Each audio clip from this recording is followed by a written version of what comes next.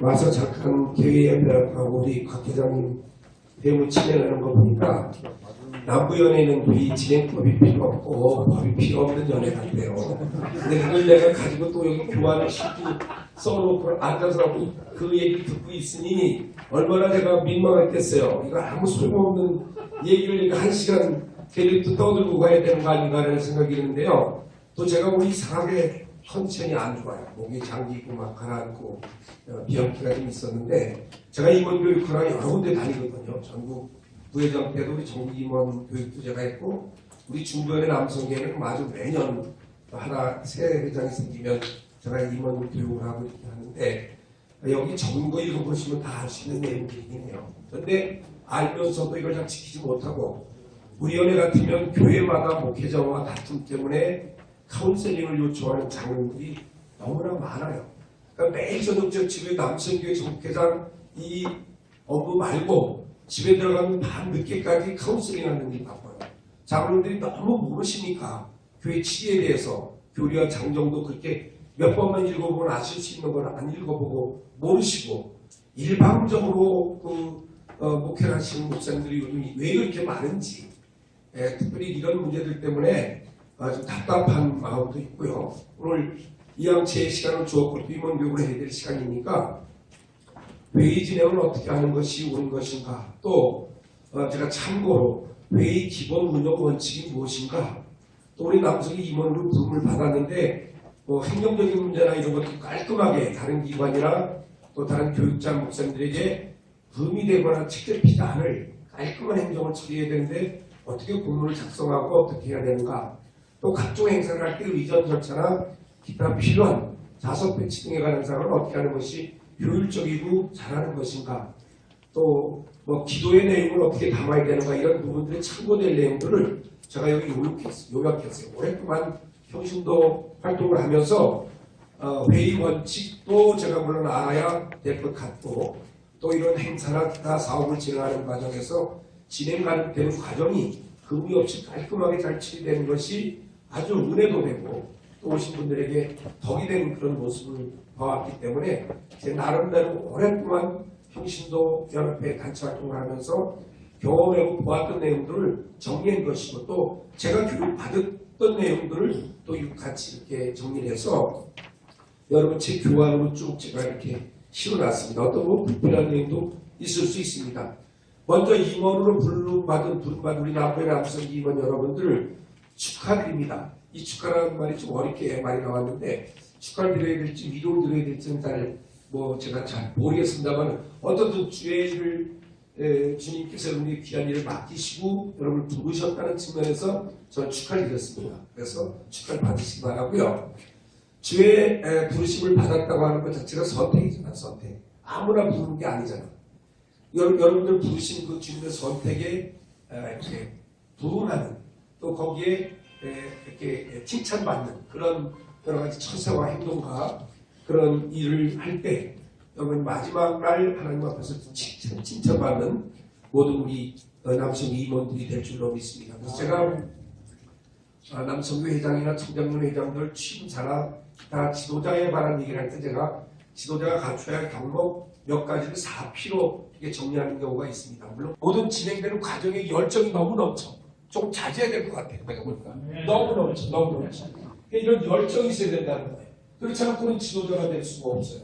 그다음에 파트너십, 그래서 동지를 세우고 같이 동역자를 세우고 이런 의미로 해석을 할 수 있겠는데 프렌드십 그렇게 얘기합니다만, 그래서 같이 함께 혼자 할 수 없는 것이기 때문에 지도자는 또 다른 지도자를 세워나가고 다음 세대를 세워나가면서 그 맡은 일을, 지도자 일을 잘 감당하게 될 수 있다는 것이죠. 특별히 우리 장로님들고 주로 우리 신앙 크리스찬들이기 때문에 정말 하나님 중심, 교회 중심, 말씀 중심의 그런 정말 성경적 가치관을 가진 차세대를 세우는 일에 대해서도 우리가 아주 집중해야 할 일이다. 특별히 오늘 현대적인 모든 상황이나 여러 가지 불화적인 여건을 보게 되면 이런 다음 세대가 세워지는 일을 세워가는 일이 우리에게 정말 귀중하다는 걸 여러분 몸소 느낄 거예요. 그게 이유는 국가적인 상황이에요. 그렇죠? 제가 설명할 필요가 없겠죠? 한 사람이 이념이 잘못되고 한 사람이 생각이 잘못되고 삐뚤어진다면 그 나라의 큰 불행과 어려움이 올 수 있다는 거예요. 뭐 이런 말씀을 제가 이 자리에 드리고 싶지 않지만 외국에 영적으로 깨어있는 선교사님들의 기도 제목을 계속 올려주세요. 다 올리는 분도 있겠지만 국가 뭐 너희 평화를 위해서 자녀를 뭐 진제가 얘기해 다음 세대를 세우는 일, 뭐 교육의 문제, 정치 문제 이걸 얘기하지 않아요. 이 나라니까 미래를 향한 인내라고 표현하는 성서적인 해석이고 비전이라고 얘기할 수 있겠습니다. 미래에 대한 비전을 가진 지도자가 됩니다. 그래야 그 지도자로서의 여러 가지 맡긴 일을 감당하기 위해 노력하고 또 앞을 대비하고 준비하는 그런 안목을 가진 지도자가 되어야 아주 훌륭한 지도자가 될 수 있다. 저녁보다 더 첨부한다면 우리는 기도하고 말씀을 보는 지도자가 되었으면 좋겠고요. 또 한 가지 더 첨부하자면 공부하는 지도자가 됐으면 좋겠어요. 공부라는 게 뭐 1+1이 뭐 수학, 국어, 영어 이런 공부를 하는 말이 아니고 모든 사회의 문제는 모든 답이 어디에 있어요? 모든 문제는 다 사회 속에 있고 우리 주변에 있지만 그 해답 어디서 찾아야 돼요? 성경 말씀이 있어요. 말씀이. 그렇기 때문에 말씀을 많이 읽고 기도하고 공부하게 될 때 우리 크리스찬 지도자들은 하나님 주신 지혜로 그 지도자의 역량을 발휘하고 또 맡긴 사명을 잘 감당할 수 있게 된다. 그렇게 생각을 합니다. 나머지 부수적인 문제를 하나하나 여기 있는 교재를 중심으로 하고 다뤄보겠습니다. 회의 진행법에 관한 사항인데요. 저 회의 순서는 여러분 교화 7쪽을 보시면 되겠습니다.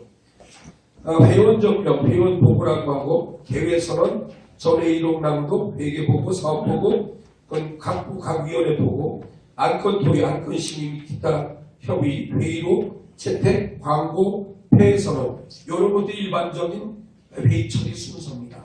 근데 첫 번째 회원 처리를 먼저 하는 회의가 있고 그 전에 오래전만 몇 년 전만 해도 개회선을 먼저 하고 회원 점령하는 경우가 곧잘 있었습니다. 아마 여러분들이 이미 여러 회의에 참석해 보셔서 이런 경험들 다 하셨으면 생각이 듭니다. 근데 이 두 가지 유념해야 될 것이 뭐가 있느냐면 회원 점령이 꼭 필요한 회의가 있어. 이따 뒤에 나오면서 우리 감리교 우회 의회 제도 등 여러 가지를 잠깐 살펴보겠지만 정족수가 꼭 필요한 그래야 성회가 되는 회의가 있어요. 예를 들자면 구역회의는 성회가 몇 명이에요? 뒤에 나오겠지만 구역회가 교회에서 이루어지죠. 12월 1월에 어떻게 몇 명이 모여야 그게 성회가 되죠? 과반수. 구역교회 과반수. 그거 안 되면 안 되는 거예요. 그건 무효예요, 법적으로. 그러니까 그렇게 정족수가 있어요. 왜? 그다음 그래 연회는요. 남부연회 정족수 남부연회 성회가 되면 몇 명이 모여야 되죠? 어떻게 되죠? 등록일은 과반수의 거고 중에도 마찬가지. 네? 그 정족수가 채워졌느냐를 확인하는 게 회원정리이기 때문에 그런 정족수가 꼭 필요한 회의가 있기 때문에 회원정리를 먼저 하는 것이에요. 안전하게. 아셨죠? 그러니까 개선을 먼저 해도 돼요. 그 당회 같은 거. 당회는 일주일 전 지면 광고만 하면 그냥 모인 인원이 그냥 성회 인원이 되는 거예요. 또 우리 특별히 남성계 뭐라고 해요? 남성계 임원의 정족수는 몇 명이에요? 성회 인원 정족수. 옳습니다. 남성계 임원회에는 공문을 보내고 통지를 해서 모이면 그날 모인 인원이 당회와 똑같이 그냥 정족수가 돼서 바로 그냥 교회 선언을 해도 됩니다. 아시겠죠? 유별이 되시죠? 네. 그래서 정족수가 필요한 회의 교회 선언은 회원 전명을 성이나 주무로부터 회장이 전달받아서 전명을 하게 하고 그 인원이 회의의 정족수가 되는지 안 되는지를 확인한 후에 교회 선언하는 것이 옳다. 그게 적법하다. 이렇게 여러분들이 정리하시면 되겠습니다. 됐죠? 네. 그 다음에 전회의록 낭독 부분은 이게 많이 빠져요. 우리 지금 정남성에도 우리 성인이 오셔서 꼭 보완하도록 해서 그렇게 합니다만은 교회도 마찬가지입니다. 꼭 전 기획위원회가 했던 임원회를 했던 당회를 하면 그 다음 차기 회의 때는 꼭 전회의록을 붙여서 거기가 잘못된 글자가 의결되지 않은 내용이 표기되었거나 기록되었거나 이런 내용이 발견되면 수정해서 그 회의록을 받아야 되는 겁니다. 그래서 받은 후에 그 회의 결과에 따라 이를 추진하고 행해야 되는 것이 옳다. 그런 얘기입니다. 근데 대체로 전회의록 안 붙이죠. 승인 안 하죠. 네? 아까도 보니까 뭐 쉽게 하시는데 오늘은 좀 상관이 다르니까 이해가 됩니다만. 그러니까 꼭 전회의록을 붙이셔야 됩니다. 그래서 모인 분들에게 지난번 회의 때 이런 의견이 있었고 이렇게 됐습니다. 그 내용은 결정되어 있습니다. 여기에 대해서 이의가 없으십니까? 그럼 뭐 오탈자를 수정해서 받자다 이런 이제 동의안이 나오겠죠. 그래서 그렇게 해서 그 승인을 받은 후에 회무를 진행하는 것이 옳다. 그 다음에 뭐 사업보고를 먼저 하고 회계보고 허가하는 것은 보고 순서이기 때문에 그런 뭐 그 회의 분위기에 따라서 하면 되고요. 오늘 회의를 했는데 오늘부터 다음 회의까지 어떤 추진한 위원회라든가 또 특별 어떤 소위원회가 구성돼서 추진했던 일이 있다. 그러면 그걸 어떻게 하면 되냐면 다음 차기 제일 먼저 모이는 회의 때 그 추진했던 내용들과 의결된 내용들을 보고하면 됩니다. 보고하고 승인하면 됩니다. 어느 연회에서 이런 일이 있었습니다. 어디 미국 같은 그런 곳에 기념 그런 방문 그런 계획이 잡혀서 교육자들과 평신도들 지도자들과 뭐 사무 찬양단 이런 분들이 같이 몇 주년 기념 선교 기념 선교지 방문 계획이 있었습니다. 근데 갑자기 공항에 모르고 나갔는데 여행사에서 펑크를 내가지고 그 비행기 티켓을 그 중에 일부만 구입을 해주고 일부가 구입이 안 된 상태가 됐습니다. 이때 책임자는 연예 감독이시겠죠. 그럼 그분은 어떻게 해야 되겠어요? 그분은 최선의 방법은 이미 잘못됐고 사기를 쳤든 어쨌든 여기서 티켓을 다 구비가 안 됐으니까 지금 우왕좌왕할 수밖에 없죠. 이때 리더는 어떻게 되겠어요? 최선의 방법은 물 건너갔고 차선의 방법을 채택하겠죠.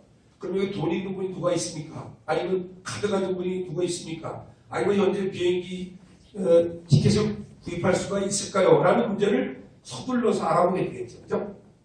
그래서 그 문제를 수습하고 왔는데 돈이 더 예상보다 오버가 됐겠죠. 원래 미리 비행기 티켓을 끊는다고 하면 뭐 예를 들어 싸게 살 수 있는 티켓도 당일날 급하게 구하다 보니까 뭐 미국 가는 가면 일본 트랜스파하고 알래스카 트랜스파하고 이런 식으로 비행기표를 구입하려면 돈이 오버가 됐겠죠.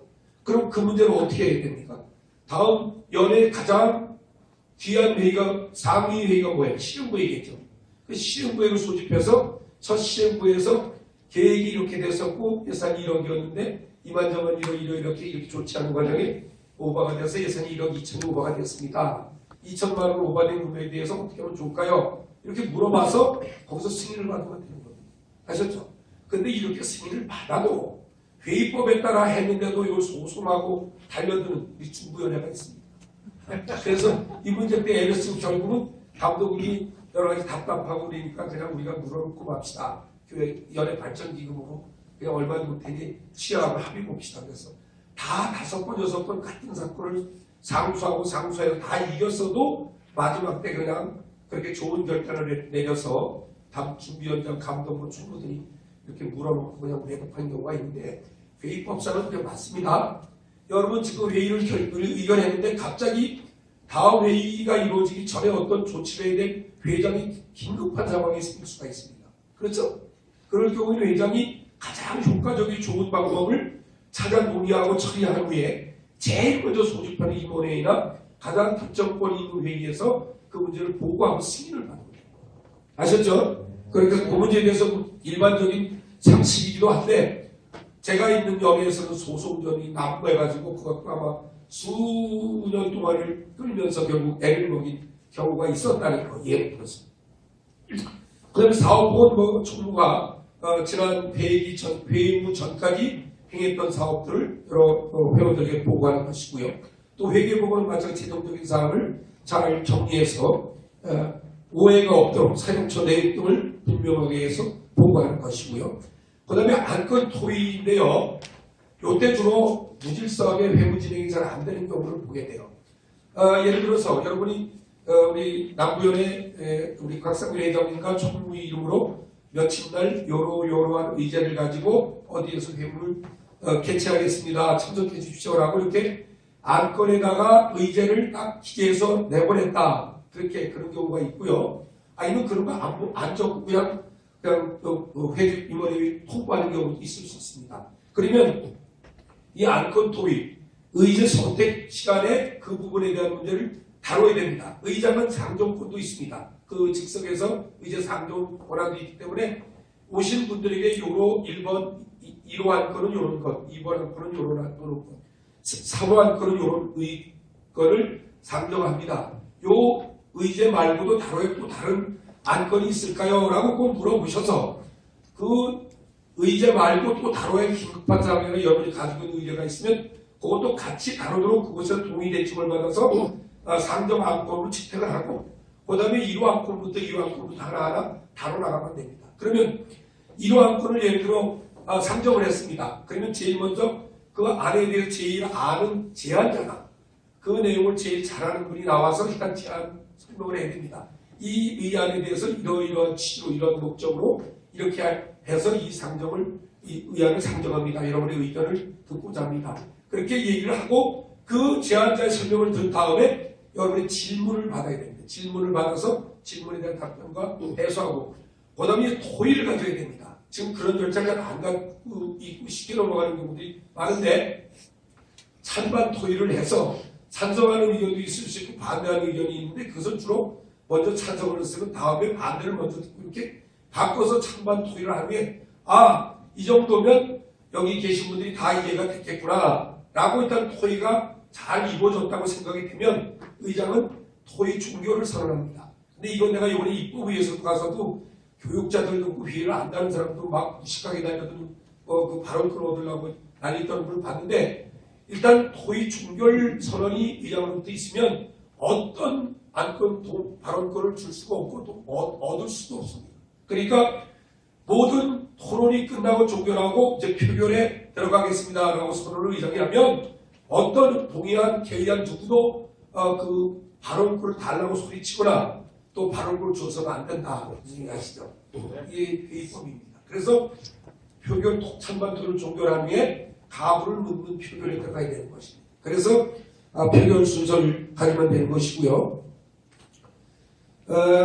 그 문제에 대해서 표결 과정도 이따 다 자세히 갖고 나오겠습니다면 표결 방법은 주로 원동이라고 해서 맨 먼저 그 집행부에서 의견을 낸 그런 안도 있을 것이고 원동이라고 할 수 있고 또 회의석상에서 채택한 의안 중에 나는 이러이러한 동의안을 내겠습니다라고 이걸 발표하면 그 안에 대한 제청이 꼭 한 명 이상 있어야 그 안은 성립이 된다. 제청이 없는 동의나 개의나 개개인은 안으로 성립될 수가 없다. 그러니까 어거지수가 안 되는 거죠. 예를 들어 동의안을 내신 분에 대해서 누가 제청 찬성합니다. 같은 뜻입니다. 그런 의미거든요. 제청이 있어야 꼭 그 동의안이 성립된다.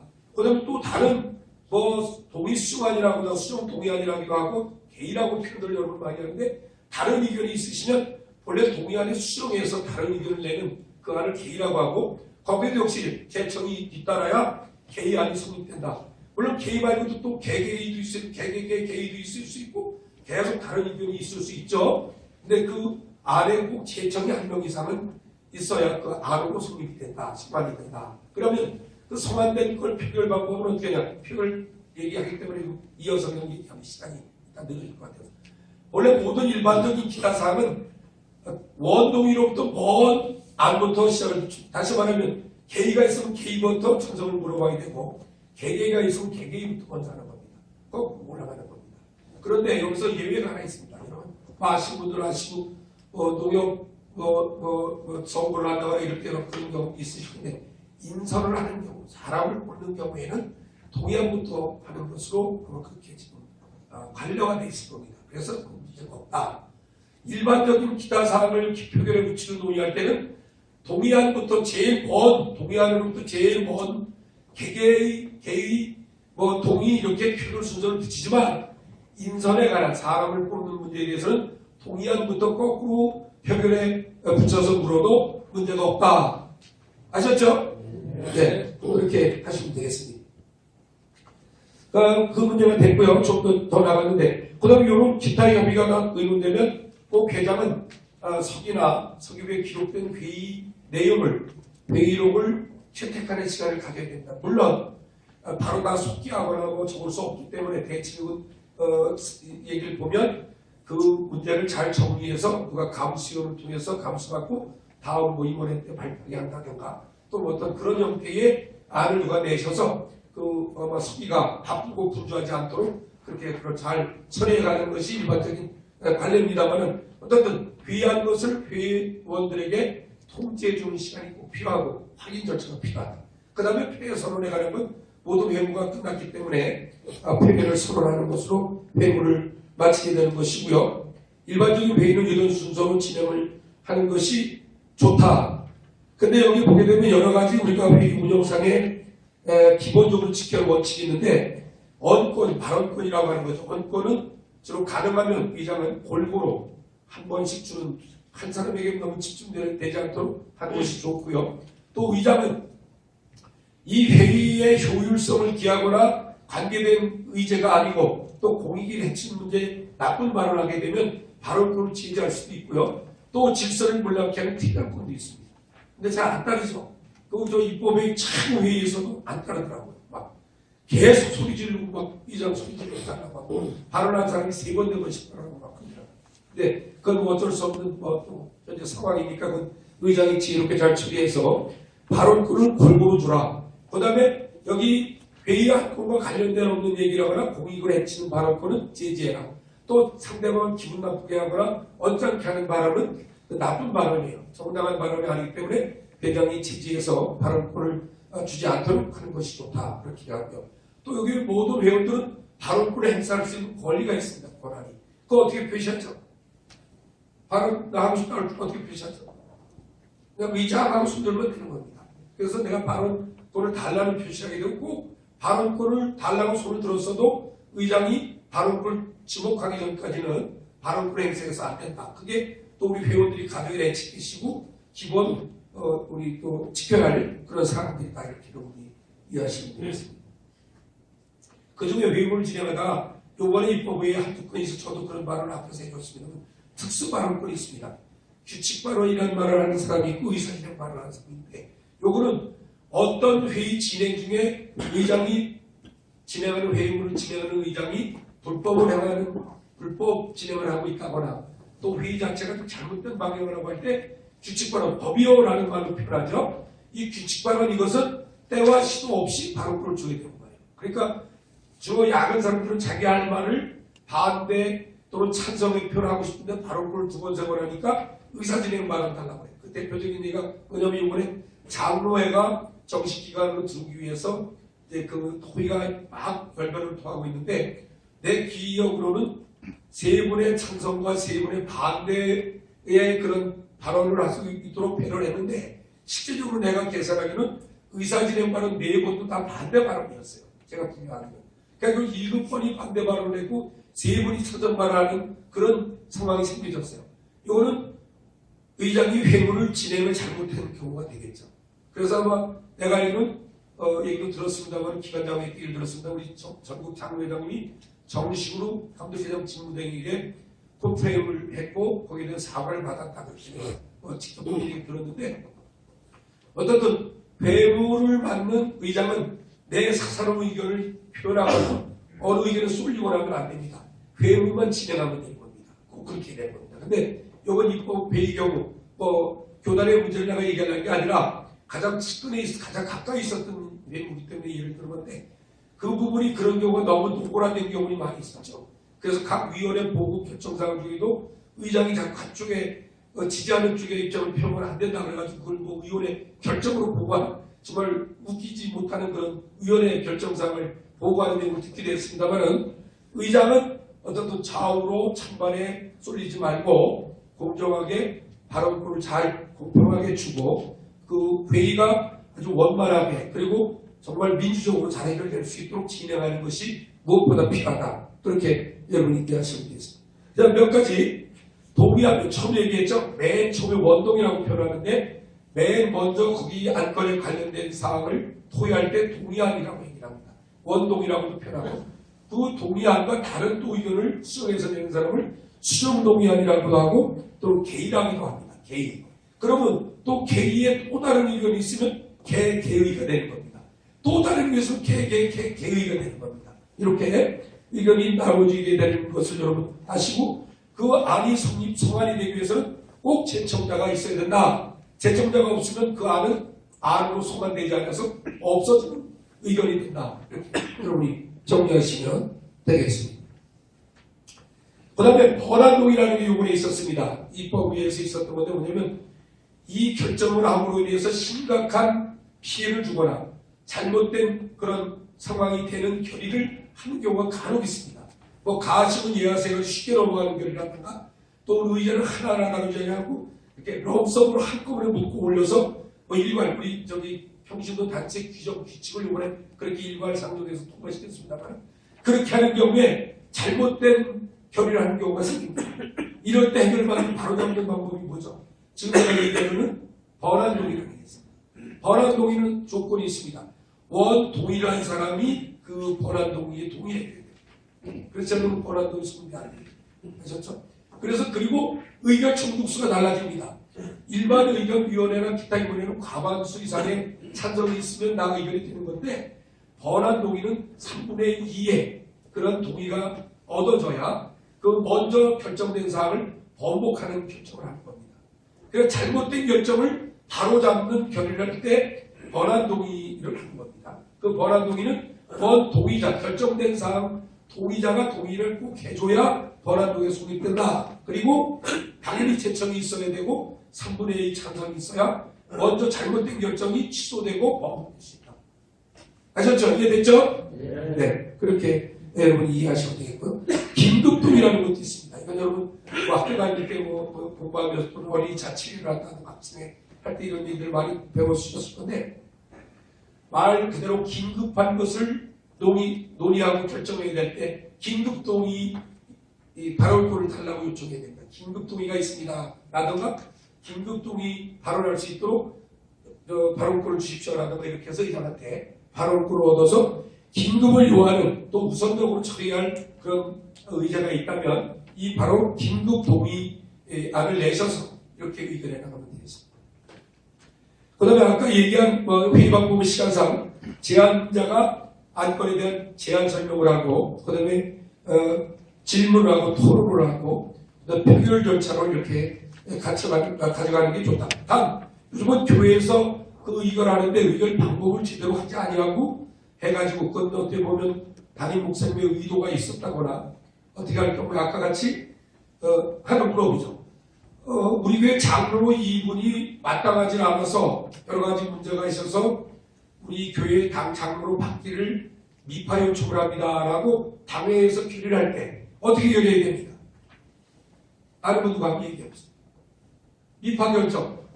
죄송해요. 박상길 장로님이 서대전교회 우리 교회 장로로 자격도 없고 행실도 못 마땅하고 11조도 안 하고 해서 우리 교회 장로로 받지 않으랍니다. 그러니까 당회에서 이분을 우리 교회 장로로 받지 않기를 결의하는 거예요. 미파 요청이라고 하죠. 지방에다가 지방인사위원회에다 미파 요청을 하게 되는데 당의 결의가 있어야 돼요. 근데 의견 어떻게 되죠? 장로들이 몰라요, 아무도? 아니야.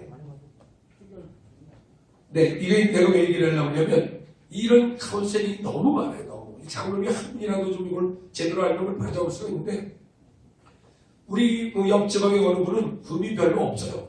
그 전에 목사님 세습하는 걸 어느 목욕탕에 갔다가 자기 의견을 얘기했는데 또 다른 목사님하고 친한 장로님이 목사님 때 갔다 일로 맞췄나 봐요. 그러니까 목사님이 그 장로를 비웃게 보고는 계속 타겟을 보고 그렇게 했어요. 오랫동안 두부가 거기 부인 권사님은 여성의 총회장도 하시고 온 가족이 그렇게 열심으로 섬기는 그것도 한 교회가 아니고 몇십 년을 섬기는 그런 장로님인데 밑판이 좋은 데가 인사위원 지방 그 당시. 그런데 당의 결의 내용 회의록을 딱 뒤집어낸 걸 보니까 어떻게 됐느냐면 가심은 예하세요 이렇게 물어봐서 그게 의결이 됐어요. 근데 그 후에 제가 그 교회 상황이나 내용을 보니까 이건 만장일치가 아니고 거의 대부분이 그 미파를 반대하는 분들이 많은 거예요. 제가 다 이웃교회니까. 그래서 인사위원회 회의록이 잘못됐으니 다시 당일에서 정식으로 의결 참석자가 몇 명이고 찬성이 몇 명이고 반대가 몇 명인지를 정확히 회의록에 당회회의록에 기록하고 올리라고 하십시오. 이거 불법입니다. 그렇게 올리라고 하니까 그렇게 하면 부과가 안 될 거 아니겠어요. 그러니까 계속 고집을 폈는데 그분이 그 지방에 아주 왕고처럼 목사님 이거 얘기하면 잘하실 것 같은데 얘기가 아니에요. 또 법을 너무 잘하는 분이야. 아주 우리 감리교에서 그만한 법을 잘하는 목사님도 내가 잘하는 그런 목사님이에요. 근데 그렇게 하신 거예요. 그러니까 정식으로 무기명으로 해가지고 인사제는 무기명하는 게 원칙이죠. 무기명으로 해서 과반수 이상이 그분을 우리 장로님으로 받지 않겠습니다 하고 찬성을 하면 그 회의록을 붙여서 지방인사위원회에 인사위원장 출신 감리사 참조 인사위원장 해가지고 그 회의록을 첨부시켜서 이 A 장로를 우리 교회 장로로 미파 요청합니다 하고 올리는 거예요. 그럼 인사위원회에서 가부 적법성 여부를 판단해서 표결해서 역시 과반수 이상 결정되면 지방 미파 장로는 있지만 그 교회 장로는 파송이 못 되는 거예요. 그런 절차거든요. 근데 이 사건의 경우 내가 조금 앞에 이어왔던 예를 들어보게 되면 그분이 그렇게 흠도 많지 않고 비파가 될 그런 상황에 잘못된 결격자가 있는 장로님이 아니에요. 이건 약간 그녀가죠. 그런데 목사님과의 관계만 좀 미움을 받는 발언을 했다는 이유 때문에 그렇게 됐습니다.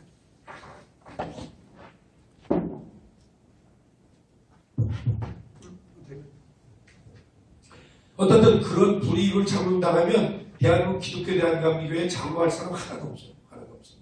그런데 그런 경우에 부당하게 인사조치를 요구하고 하는 경우는 결의사항도 적법하지 않아요. 이럴 때는 물론 제소하는 방법이 가장 적법한 방법이겠지만 은혜롭게 해결하기 위해서 제가 중재를 했었어요. 일단 장로님 이런 관계 때문에 목사님이 아셨으니 권사님하고 같이 일단 찾아뵙고 목회 부담드리고 또 여러 가지 지장을 초래해서 죄송합니다. 제가 이렇게 여러 가지 부족해서 그러니 앞으로 그런 언행에 조심할 것이고 목사님 목회에 도움이 되도록 최선을 다하겠습니다. 용서하시죠. 이렇게 하면 사과를 하라고 권면했어요. 그럼 사과하면 될 거 아니에요. 근데 이분이 또 워낙 또 자존심이 좀 강한 분이라고. 사실 크게 사과하려고 사실 아닌데 좀 화해를 시키려고 하다 보니까. 근데 결국 화해가 안 되고 또 목사님이 그렇게 되게 되면 당사자들이 와서 소명할 수 있는 기회를 인사위원회에 불러야 되거든요. 당사자 목사님도 부르고 또 그 당사자 장로도 불러서 여기 하고 싶은 얘기를 다 한번 얘기해 보시면서 소명을 충분히 들은 후에 인사위원회에 결정해야 되는 것인데 이 목사님이 지방의 왕고참이니까 목사님들은 전부 얘기 못하고 있고 또 장로는 3-4분 고참 장로가 있는데도 3-4분 불편하니까 또 나가버리고 그게 저만 남게 돼 있었어요. 그래가지고 이거는 부당합니다. 제가 장로로서가 아니라 모든 의결 절차나 회의 절차상에 위법한 사항이 있어서 이거는 안 됩니다. 이렇게 해서 만약에 문제가 되면 교회가 제소가 되고 송사에 시들리는 이유가 빌미가 되고 이유가 되니까 이 문제에서 적법하게 정말 비판을 받기 원하신다면 당회를 다시 열어서 정확한 참석수가 몇 명이고 찬성자가 몇 명이고 진짜 과반수가 되는지 인사위원이 판단할 수 있도록 해주십시오. 그렇게 요청을 했어요. 법이잖아요. 법. 그럼 지켜야 돼, 안 지켜야 돼? 지켜야 돼요. 무조건 지켜야 돼. 근데 어떤 일이 벌어졌냐면 감리교 현실을 말하는 건데 제가 가슴 메이기도 하고 답답한데 제가 아버지 학교 그날 렉터가 돼가지고 이 교회 아버지 학교 수료를 지방일을 하는 중에 4시쯤 되고 나는 우리 아버지 학교 이제 내가 진행자가 돼가지고 수료식 하는 마지막 날의 시간이 그때가 4시가 돼서 가야 되는데 지방회가 파송일이 있기 전에 마무리 못하고 있는 상태였어요. 근데 나는 그때 어쩔 수 없이 내 진행이 중요하고 또 마지막 치료도 시켜야 되고 또 진행을 해야 되는 상황이 돼가지고 교회로 오고 부탁을 하고 왔는데 내가 없는 사이에 파송기를 확보시켰어요. 그래서 그분이 소송을 하고 뭐 여러 가지 많은 문제를 하다가 결국 목사님이 은퇴를 하시는 상황이 돼서 얼마 전에 다시 이제 교회에 파송받는 그런 사례가 생겼는데 이건 아주 부당한 상태죠. 그렇죠? 이건 또 장로의 한 사람으로서 가슴 아픈 일이고 그런 상황 사례들이 교회마다 비일비재해요. 특별히 교회마다 요즘 제게 와서 답답하게 얘기하는 것이 모든 재정 상태 이런 걸 마음대로 하시고 목사님 자기 마음대로 하시는 대로 하시고 지금 와가지고는 막 교인들을 막 거꾸로 그 반대했다고 하는 것 때문에 그냥 막 고발하는 목사님도 계시고 그냥 교회에서 본인이 못하니까 또 파타임 전도사를 재판장을 세워가지고 이게 도대체 어떻게 해야 될지 정말 답답한 일이 너무 많이 벌어지고 있어요. 그래서 지금도 재판이 진행돼요. 그래서 제가 지혜롭게 처신하자 해서 지방 재판부에다가 그 문제에 대한 내용을 다 적어서 올려서 거기서 기각하든지 아니면 무죄가 되든지 처리해야 되겠다. 왜냐하면 다른 담임 목사님 위주로 모든 게 구성이 되어버렸으니까 장로님들, 권사 집사님들이 그 이유가 이거예요. 오늘 갑자기 장로님 3분하고 이거 위법인가 이거 여러분 판단하세요. 이게 다 똑같은 얘기예요. 장로님 3분하고 원로 장로님 2분이 계신데 그게 기획위원이랍니다. 그 교회에. 그 기획위원들하고 의논해가지고 교회를 어느 지역에 새로 개발 발표가 한 며칠 전에 났어요. 그 지역이 개발 지역으로 이렇게 발표가 나온 거예요. 그럼 개발 지역에 언론에서 뉴스가 나오면 그 지역이 내년에 바로 개발이 됩니까? 거기 조합 만들고 시공사 찾고 그러면 수년이 걸리잖아요. 아니 안 될 수도 있잖아요. 그런데 장로님들하고 모여가지고 그 장로 첨단 무슨 장로인가 다 아는 장로인데 그러니까 목사님한테 그걸로 개발 우리 이사 가자고 결정을 한 거예요. 근데 그 교회는 이제 자원 은퇴하시겠다고 여러 번 약속을 하셔서 이제 4년만 있으면 은퇴하시는 거예요. 근데 그 교회는 900명, 1000명 모이는 교회가 지금 이 단임자가 25년 됐는데 지금 150명이 안 모이는 교회를 줄었어요. 근데 부동산은 그 돌아가신 장로들이 기증하고 이렇게 해가지고 지금 그 부천에 있는 땅값이 올라가지고 그게 수백억 재산이 됐어요. 제가 알기로.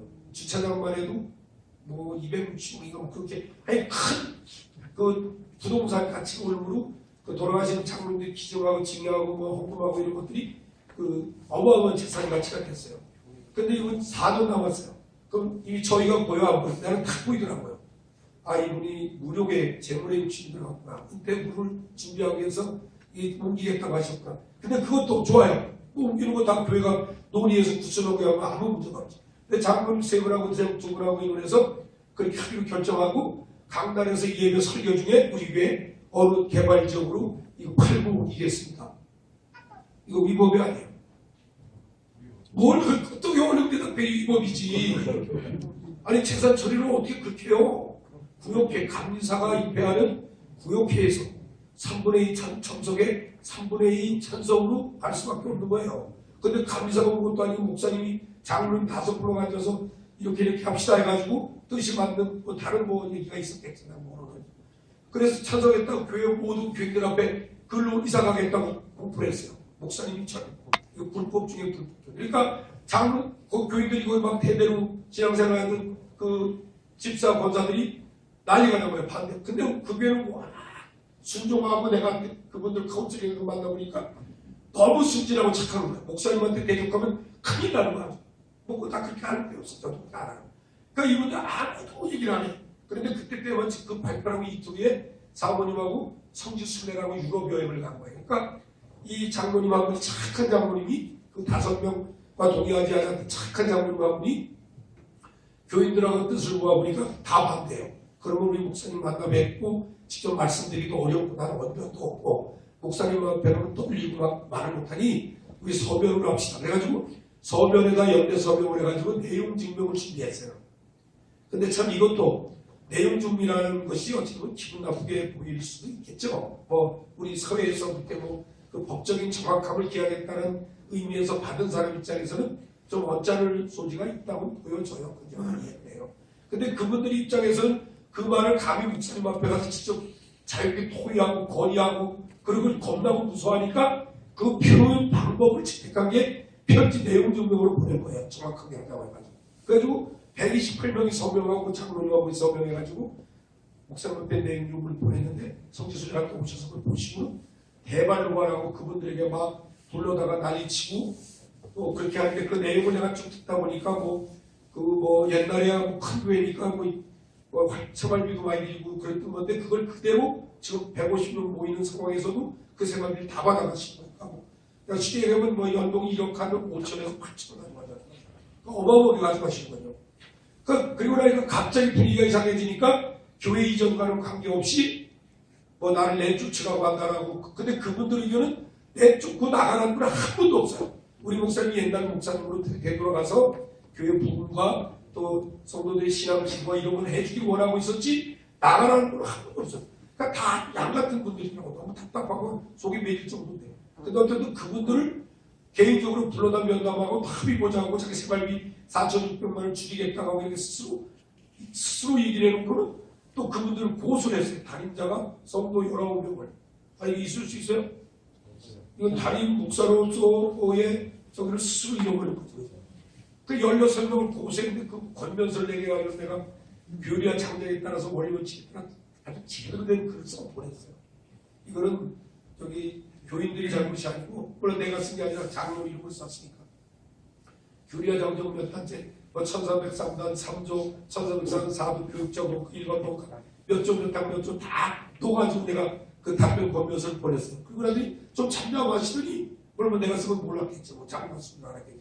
근데 의외로 들어보니까 이거 우리 장로가 이렇게 쓸 글이 아닌데 이거 누구한테 분명히 변호사나 누구한테 잘못받은 것 같다고 자꾸 얘기를 하시대요.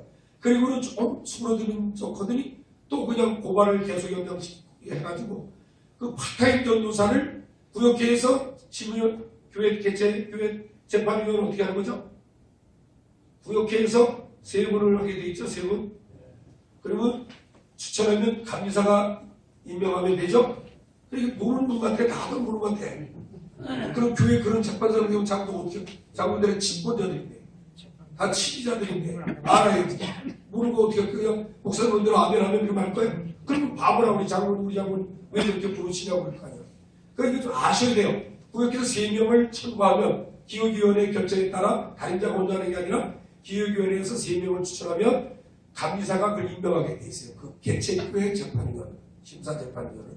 그런데 그 교회는 파타임 전도사. 이것도 물어봐요. 이거 말라고 다 물어요. 파타임 전도사가 교육자예요, 사역자예요? 네? 특히 남북 공주나 시골 전교에서는 본선이 생길 거예요. 저 교육 전도사님이 있어요. 네? 뭐 신학대하고 나리 재역지 오시는 분도 있고 졸업하고 오시는 분도 있는데 교육 전도사님이 교육자예요, 사역자예요?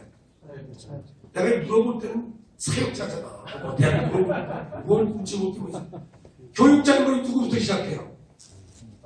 아니, 당연하고 수련전도사부터 교육자가 되는 거예요. 수련전도사, 부목사, 정혜원, 그건 아시는 분이 있잖아요. 담임 목사고 당연히 정혜원일 수도 있고 전도사일 수 있는데 그렇게 되는 분들이 교육자예요. 그러면 저기 장로님, 그러면 저기 담임 전도사로 개척해서 하는데 그분 교육자의 사역자는 누구예요? 교육자입니다. 그 경우는 교육자입니다. 무슨 얘기 아시죠? 그러니까 파타임 매일 상관하는 분이 아니고 교육을 위해서 오거나 신방전도사님 사역자입니다. 근데 시골에 있는 교회는 전도사님도 다 목사님같이 돼가잖아. 교육자같이. 그죠? 사실 치권이 담임 목사, 담임 전도사 다음에 장로님이 있는 겁니다. 법장. 법에도 그렇게 돼 있습니다. 모르실 거예요. 요번에 부교육자를 거기다 좀 다 앞에놨어요. 원래 부교육자보다 담임자가 임명하거나 위임하거나 또 감리사가 기획위원회와에서 임명한 장로에게 선임장로가 되겠지 주로 이게 위임하면 교회 치권이 있어요. 위임된 사항 범위 내에서. 그런데 이번 장정에서 물론 제가 할 때도 장정에 그 변화가 됐으면 좀 큰 교회들은 부교육자들이 많지 않고 목사들이. 그러니까 부교육자를 앞에 놨고 그다음에 장로를 넣었는데 장로의 직무에 보면 담임자가 유고 거의 시에 그러니까 아마 깊은 병으로 담임자 일을 할 수 없거나 돌아가셨거나 유고 거리가 됐을 경우에 감리사가 기획위원회 와서 의결을 거쳐서 지명하는 장로에게 교회 위임한 사항 범위 내에서 교회 지휘권이 있습니다. 아시죠? 네. 네. 아시죠? 그리고 물론 내가 이렇게 해서 저희 신방전도사, 교육전도사를 뭐 박대하라 무시하라 그런 의미 절대 아닙니다. 그녀는 교회 지금 질서에 따라 잘 이렇게 후대하고 대접하는 건 당연히 공경하는 건 해야 되겠지만 그에 대한 직분과 정체성 또 그 부분에 대한 내용을 정확히 알고 하셔야 되는 거기 때문에 그래서 어느 교회 가면요 그 기획위원 때 정회원들은 연회원들은 모두 기획위원입니다. 근데 도목사들은 다 정회원들이잖아요. 안수받은 분들이에요. 근데 어느 교회 가면 뭐 이렇게 예산을 통과하거나 중요한 기획위원하거나 인사위원회하게 공천을 할 때 부목을 다 빼는 교회들이 많아요. 담임자만 두는 교회들이 많아요. 그렇죠? 우리도 부목이 12시인데 우리 그냥 두고 많이 필요하게 하는데 서기할 분하고 한 두세 번이 두고더라고 같은 경우 때문에 또 두를 권리가 있는 분들이니까 말할 수 없고 그러니까 다시 정리하면 교육자는 수련전도사부터 시작된다. 수련전도사, 부목사님, 담임목사님, 감독 당연히 뭐 교육자고요. 그 교육자고 일반 파타임 전도사나 신방전도사는 교육자가 아니라 사역자 어느 일정 사역 파트를 위해서 그분들이 교회에 사례비를 받고 그렇게 사역을 감당하는 것이다. 그러니까 결국은 뭐 순서 서열을 정리하는 건 내가 좀 우습지만 그런 부분의 교회 치리권에 대해서는 담임 목사, 부목사, 장로, 수련 목회자, 전도사를 우리가 호칭하죠. 수련 목회자 이렇게 질서가 정리되어야 되고 교회 치리가 그렇게 되는 것이 법적으로 만든 것이다. 아셨죠? 네. 소속 목사. 소속 목사님은 당연히 교육자인데 그거는 왜 그러냐면요. 왜 소속을 두냐면 정확한 목회자나 기간 목회할 때 은급에 관련된 사항에 관련돼 있어요. 그건 제가 아는 법이기 때문에 얘기해요. 왜냐면 소속으로 돼 있어야 그분이 은급 대우를 받아요. 그분이 은급 빌리고 내준 사람은 없잖아요. 근데 소속으로 있으면 그게 2.5% 일반 경산비 2.5%를 은급비로 한꺼번에 내기 때문에 소속 교육자는 모두가 노력을 받게 돼 있습니다.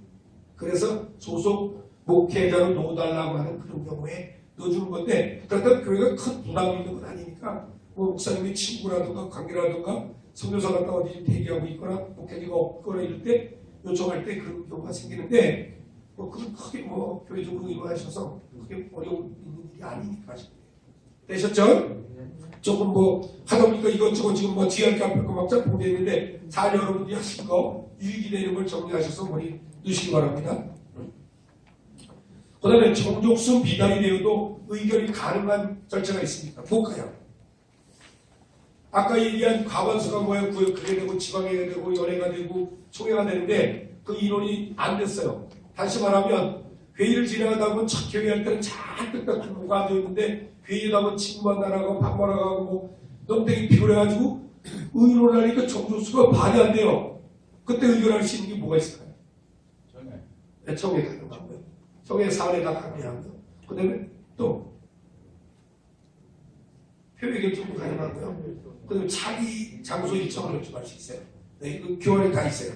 이 10쪽에 보면 있어요. 그러니까 이런 거는 정족수가 모자라도 되고요. 일반적으로 연애하다가 남부연애 안 그런가요? 남부연애하다가 하루 하거나 이튿 날짜 되거나 하루 오후 늦은 시간 되면 다 가버리고 그래가지고 정족수가 모자라서 그때 심의를 어떻게 하나요? 남부연애. 하나를 연설하고 이익 되면 그냥 하고 안 되면 다 비례돼요. 그거는 감독님이 이익 때문에 그런 거 안 하고 그건 안 되는 거죠. 즉 대체로 편법이긴 하지만 그런 경우 일어날 수 없으니까 실무위원회 위임하는 경우 연애들이 있어요.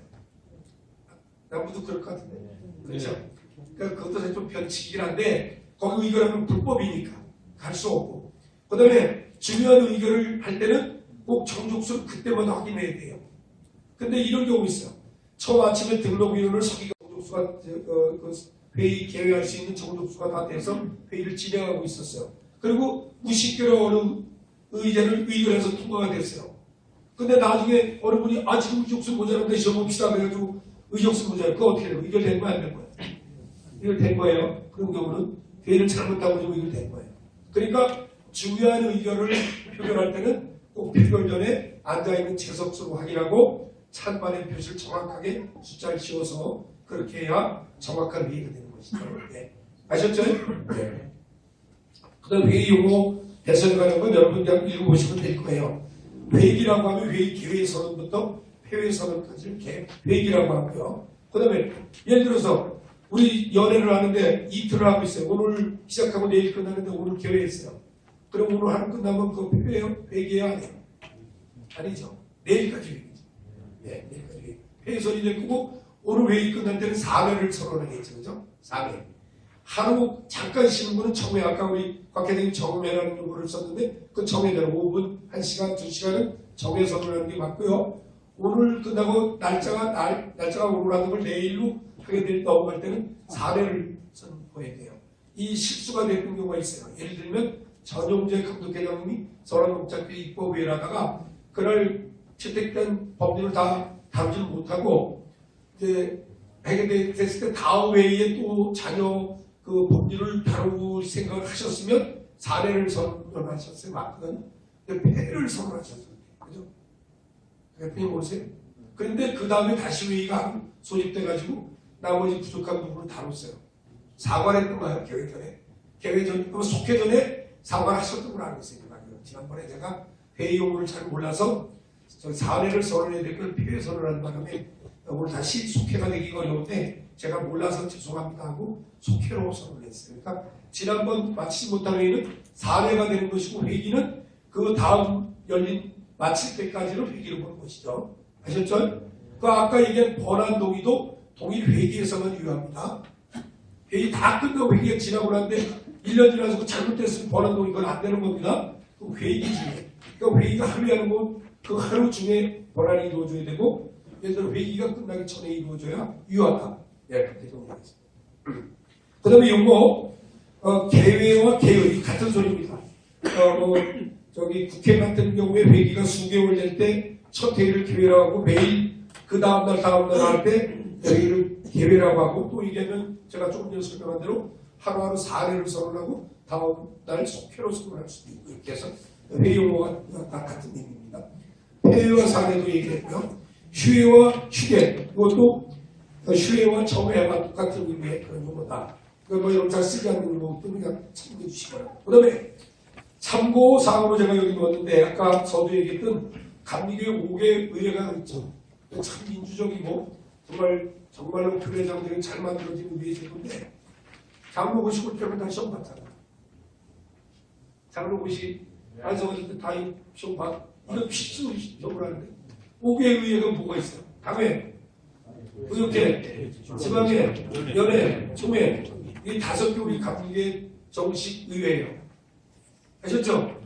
모르는 분이 계신 건데 지금 표정으로 모르는 처음 듣는 분이 계십니다. 이 감리교회 5개 의회가 되어 있고요. 당회와 구역회를 제외한 물론 지방에도 좀 차이는 있습니다만은 큰 해로 갈수록 평신도와 교육자 수 동수 개념이 있습니다. 아주 좋은 제도입니다. 이게 좀 조금 악용된다는 말은 내가 좀 심한 편이고 좀 잘못 적용되는 사례들이 있어요. 제가 장정개정 서기를 할 때 총회 시행 구성이 어떻게 되어 있느냐면 각 연회 교육자 대표, 평신도 대표 이렇게 하나씩 다 돼 있어요. 이런 정족수, 평신도 숫자와 다 맞아요. 그리고 감독회장이 한 분이 교육자가 많아져요. 근데 어떤 경우가 생기냐면 11개 연회 감독은 직권상 당연직으로 두게 돼 있어요. 그러면 11명이 많아지잖아요. 그 중요회의에 교육자 11명이 많아지면 필요에 관한 공포라거나 교육자 쪽이 유리하게 모든 게 의결될 수밖에 없잖아요. 그래서 제가 그때 장정 개정위원 서기 때 그 인원을 줄여야 된다. 아무리 직권상이 되더라도 그렇다면 평신도 단체를 다 넣자. 그런데 불행히도 남성계, 여성계, 청정년회, 교육학계, 청년회까지 넣어도 5명뿐이 안 되는 거예요. 그 6명 차이가 또 생기잖아요. 근데 이걸 어떻게 그때 이걸 다 맞춰놓어서야 사실 법이 된 건데 그때 누굴 객관적이고 합리적인 누굴 사람이 없었어요. 아무리 찾아봐도. 그렇다고 뭐 저기 장로회장을 묻고 아니면 어떻게 뭐 각원의 남성의 총무를 하시는가 이게 합리적이지 못하잖아. 그게 객관성이 없잖아. 그래서 고민하다 어쨌든 5번 일단 놓았어요. 근데 요번 장정 입법위에서 어떤 상황이 생기냐면 어느 여성회장 한 분이 남자들 수십 명을 무시하고 혼자서 강력한 말을 해가지고 그거 맞춰야 된다고 해서 우리 스펙치는 거예요.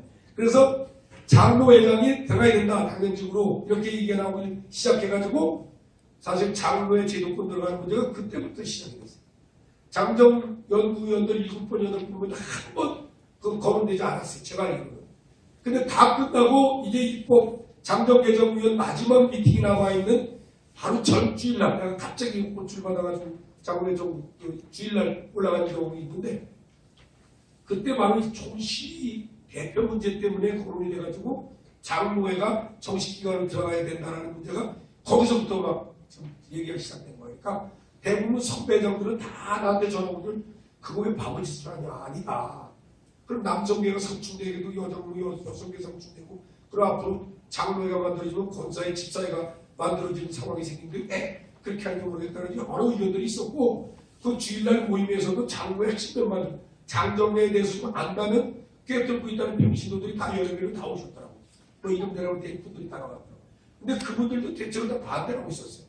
근데 그 문제에 대한 조정이나 합의가 잘 전체가 이루어지지 않은 상태에서 급하게 올라가다 보니까 이런 좀 부결되는 그런 결과가 초래되고 지금 그러다 보니까 남성회장이 조직적으로 반대해서 부결됐다. 이렇게 지금 여론들이 절대로 안 됩니다. 저 찬성했습니다. 일부러 찬성했어요. 이런 찬성을 해도 안 될 걸 알고 있었기 때문에. 그래가지고 여성회장, 호남선의 관리자, 내 옆에 기관장들이 다 앉아보고 다 인증사 합시다. 오해받지 말고. 관리자부터 오늘 누르세요. 네, 그럼 제가 오늘 누릅니다. 저 백사면 여성회장 오늘 누르세요. 저 최경철 교회장 오늘 누르세요. 다 확인을 했습니다. 그러니까 전 오해받을 일도 없고 또 우리 중부연회도 다 반대로 돌아왔던 거 다 찬성을 돌려놨고 저는 할 일 다 했거든요. 난 우리 남선교회 연회 회장님들 간에 내 중국의 백성기도를 같이 갔는데 의견을 물어보니까 좀 엇갈렸어요. 다는 아니어도 한두 몇 분 연회장들이 장로에 불편한 연회가 좀 있더라고요. 그래서 좀 반대하는 분들이 있어서 제가 절대 반대 발언 하지 마라. 근데 그분들은 입법의 의원도 아니었고 그래서 또 한 분이 있었는데 그분은 발언하겠다 자꾸 그래서 내가 절대 발언하지 마라. 발언 안 해도 발언한 것처럼 결과가 나올 테니 그냥 가만히 있어라. 그렇게 얘기했어요. 결국 똑같이 됐잖아요. 근데 또 여성회장은 단체회장이니까 자기를 적극지진해가지고 연예 여성회장이 다 찬성했어요. 제가 알기로 연예 여성회장들이 다 반대했습니다. 그렇게 청소를 보고요. 내가 맞아요? 그 여성회장이 맞아요. 내가 맞아요? 내가. 다 이름이 있었어요. 나한테 이름이 있었어요. 여성회장이. 근데 여성회 정회장은 자기는 다 찬성했다는 거예요. 그럼 남성계에서 강력히 반대했다는 거예요. 그래서 그냥 알았습니다. 하나님만 하시니까 그 문제, 쓸데없는 얘기 자꾸 얘기하지 맙시다. 나는 적극 도왔습니다. 그렇게 말했어요. 적극 도움이다. 도왔고요. 어떤 이런 법적인 문제를 만들고 구축할 때는 아주 중요한 문제고 한 번 만들어진 법이 가능하다면 고치지 않고 계속 배워줘야 되고 시대적으로 그거에 따라 조금씩 변형이 필요하고 수정이 고쳐야 될 부분만 있는데 우리 강미규 장정은 그냥 해마다 2년마다 그냥 바꿔야 뭐 일을 많이 하는 줄 알아. 네? 좀 보기 좀 그래요. 사실 이거 장군교 같은 데서 법이 너무 잘 돼 있다고 너무 잘 돼. 근데 법을 적용하고 그걸 지켜야지. 지금 예를 들어 선거법 있죠. 오늘 이번에 한 선거법은 제가 강력히 반대했어요. 왜 반대냐면 그 경우는 좀 빗나갔습니다만 그거는 돈을 쓰게 하는 법이에요. 돈을 쓰라는 법이에요. 내가 그 백삼이 여성회장이 강력히 그걸 주장하고 지금도 장군의 글을 막 보내버리는데 나한테 그건 왜 그랬냐면 필드 상황을 모르는 앉아있는 사람 그러니까 이론만 하는 사람이 발언이에요. 왜냐하면 생각해보세요. 지방에서 시행부를 거쳐서 감독 후보를 25년 공부한 사람들은 추천하는 거예요. 시간 오래 한다는 거예요. 네, 시간 초과돼야 돼요. 그 중요한 걸 마무리해야 되겠네요. 그래서 어떻든 그 과정은 일정 사람 또 운동권이나 이용화된 사람들이 결정되면 그 사람들은 매일 상에 올라가야 돼요. 얘기하죠. 네. 예를 들어 여기 우리 저 남부위원회 총대가 1000명이다. 교육적 500명, 500명이다. 그러면 내가 감독 후보로 추천받을 나올 의향이 있다. 그러면 300명만 집중 공략합니다.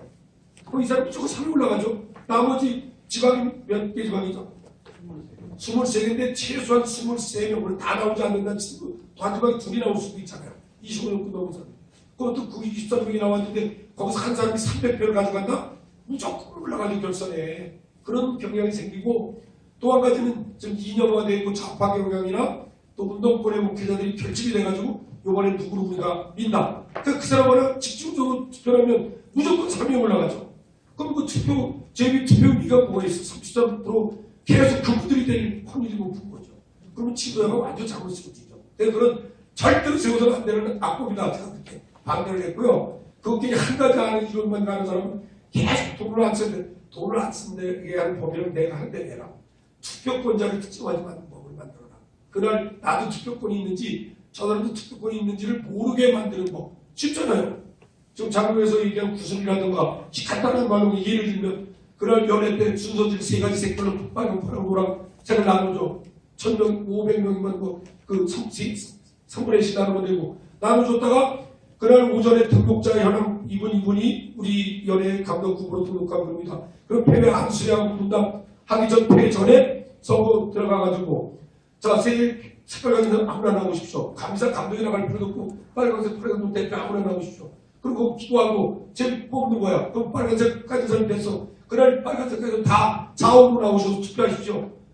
그 표는 누구한테 쓰려면 전체에 돈 써야 되는데 돈 쓸 사람이 어떻게 쓰게 되냐. 그러니까 그런 식으로 투표권자를 특정하지 않는 법을 만들어라. 그러면 무조건 통과된다. 나도 적극 지지하겠다. 근데 이번 법은 추천, 또 뭐 선거, 또 추천 뭐 이런 복잡한 과정 속에서 더 돈을 쓰라고 하는 거니까 반대입니다. 자, 시간 이제 마무리해드리겠습니다. 아까 성의 문제, 당회, 구역회, 지방의 연회는 제가 다 앞서서 얘기했습니다. 총회도. 그 다음에 실무적인 거는 다 읽어보시면 알 것 같고요. 그 다음에 영문 표기 이런 거 그냥 보시면 다 알 수 있을 거고. 하나 물어볼게요. 남부연의 영문 표기가 사우스 애니얼 컨퍼런스 코리안 메소디스트 처치 이거예요? 어떻게 써요? 그랬어요? 그러니까 그걸 여기 보셔서 그 센트럴의 중부연에 가는 표기되어 있는 것이고 남성계 전국이 표기되어 있는데 그 두 가지 다 표기돼도 크게 문제가 없어요. 물론 영문법 표기는 거꾸로 표현하는 겁니다. 한글에 거꾸로 표현하는 겁니다. 기독교 대학가면 기독교 대학하고 메소디스트 코리안 처치가 맨 뒤로 가야 되는 건데 그거 뭐 여러분들이 쓸 그런 정도가 많지 않을 거고 연회회장 정도로 우리가 아시면 될 것 같아요. 그 다음에 반상회의 이런 것도 다 알고 계시고 그 다음에 기도에 대한 부분인데요. 요거는 장로님들이고 공중 기도 대표자이기 때문에 하는 건데 기도의 내용이 꼭 필요합니다.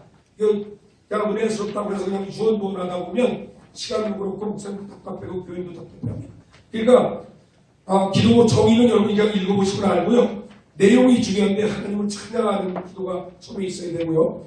회개와 고백이 있어야 되고요. 그 다음에 감사가 있어야 되고 중보와 간구 이런 것들이 기도에 꼭 포함되어 있다. 순서는 조금 바뀔 수가 있겠지만 이런 기도 형식이 기도하는 기도자에게 꼭 의식적으로 머리에 누워져서 그렇게 기도하시는 게 은혜롭고 좋다.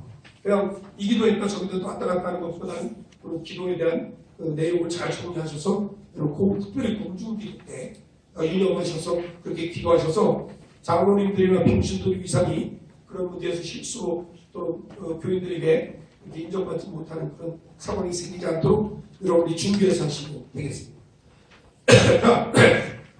제가 할 말 시간이 그래서 다 못했지만 그래도 할 거 다 교환을 잘 해가 준비해서 보냈기 때문에 읽어보시면 잠시 동생이 뜨고 질문을 몇 군데 있으면 받겠습니다. 제가 이거 교육을 하고 나면 교회들마다 그런 문제들이 많은 데가 있어요. 세 분만 혹시 교회적인 문제로 치사적인 문제가 있었던 교회가 있으면 질문해 주시면 제가 아는 대로 답변해요.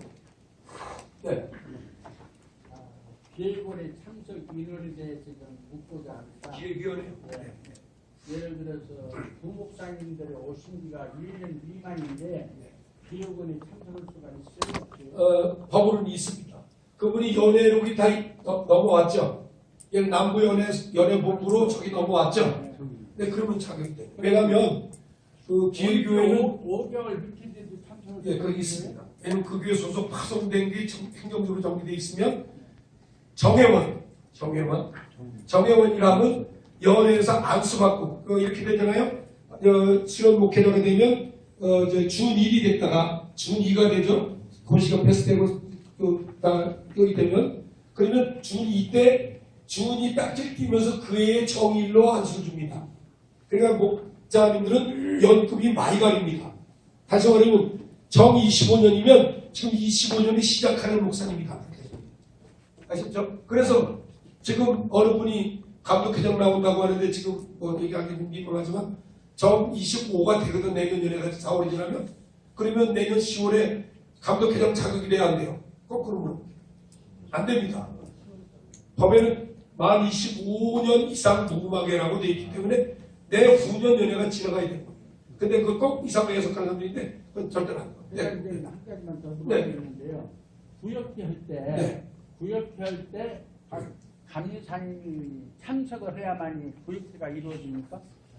지금 법은요. 감리사가 다 참여하도록 되어 있습니다. 그러나 교회 재산을 정리하는 문제라든가 특별히 그런 우리 교회 장정에서 감리사가 꼭 해야 되는 구역회가 아닌 경우 위임하는 경우가 있는데 지금 법에는 위임을 못하도록 사실 만들어놨습니다. 그럼 감리사 없이 구역회를 했을 경우에는 위법이네요? 그렇습니다. 법 그렇게 하면 위법입니다.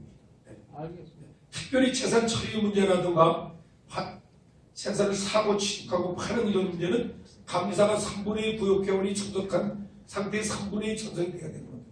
아주 이건 중요한 겁니다. 네. 그걸 위임할 수 없는 구역회. 네. 또 기도하겠습니다. 하나님 감사합니다.